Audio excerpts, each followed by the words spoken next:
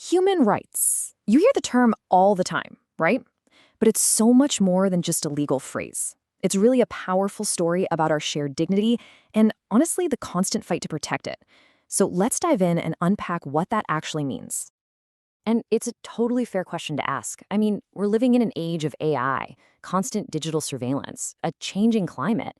Do these ideas about rights, some of them centuries old, even matter anymore? Well, the answer is a resounding yes. In fact, they might be more important than ever. They're the toolkit we need to figure out these exact challenges. So, what are they at their very core? Well, think of them like this. They're the basic entitlements that every single one of us has, just for being human. Simple as that. They are not gifts from a government that can be taken away. No, they're rooted in the simple idea of human dignity, and they act as a kind of shield against the misuse of power. Okay, so this is where we can clear up some confusion, because these terms get thrown around. Human rights are really unique. They're not just abstract ideas from philosophy, which is kind of what natural rights are. And they're not just the specific laws of one country, legal rights. Instead, human rights are this incredible hybrid. They blend a universal moral idea with the real-world power of legal protection. It's the best of both worlds. Now, this powerful idea didn't just pop into existence. Not at all. It was forged over thousands of years of human history.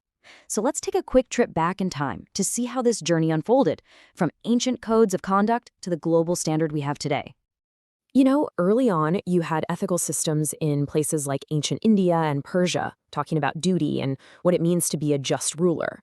Then, bam, 1215, the Magna Carta drops this radical idea that even a king has to follow the law. The Enlightenment then totally supercharged the conversation with talk of individual liberty, and all of that history, all those ideas, finally came to a head in one critical year, 1948.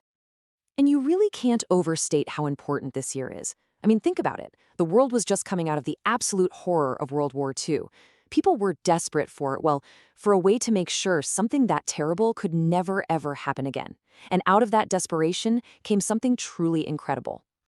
The Universal Declaration of Human Rights, or the UDHR. What it did was just remarkable.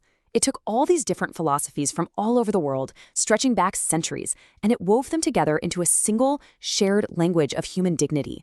For the first time, there was a universal set of principles that every nation could look to. But here's the thing. The story didn't just stop in 1948. Of course not. As our world has gotten more and more complex, our understanding of what rights are has also grown, leading to this kind of expanding circle of protection. We actually talk about rights in generations. The first generation is the stuff you might think of first: freedom of speech, the right to vote. The second generation then expands to include things like the right to an education, to healthcare. The third generation gets even broader, talking about collective rights, like our right to a clean environment. And the fourth, well, that's where we are right now, wrestling with brand new questions about digital privacy and the ethics of AI. But there was a catch. The UDHR was this beautiful, powerful declaration, but it wasn't a law. It wasn't legally binding. So for these rights to actually mean something, to have real teeth, each individual country had to take these amazing principles and weave them into their own enforceable laws. And if you want a perfect example of how that's done, look no further than the Constitution of India. It was written right around the same time as the UDHR, and it's a masterclass in how a nation can take these global ideas and make them the bedrock of its society. In the Indian Constitution, they're called fundamental rights, and you can see the direct link.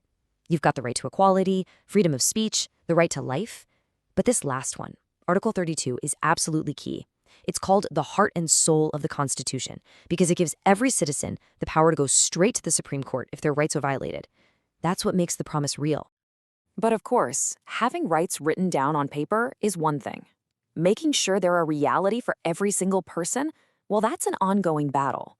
The laws are the foundation, for sure, but the actual work of making those rights real happens every single day in communities all over the world. For marginalized groups, this isn't an abstract debate. It's a fight for basic dignity against very real problems.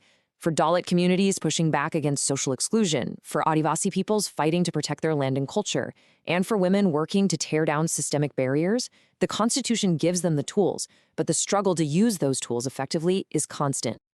And that brings us right back to the future. We've seen 4 generations of rights evolve to meet the challenges of their day.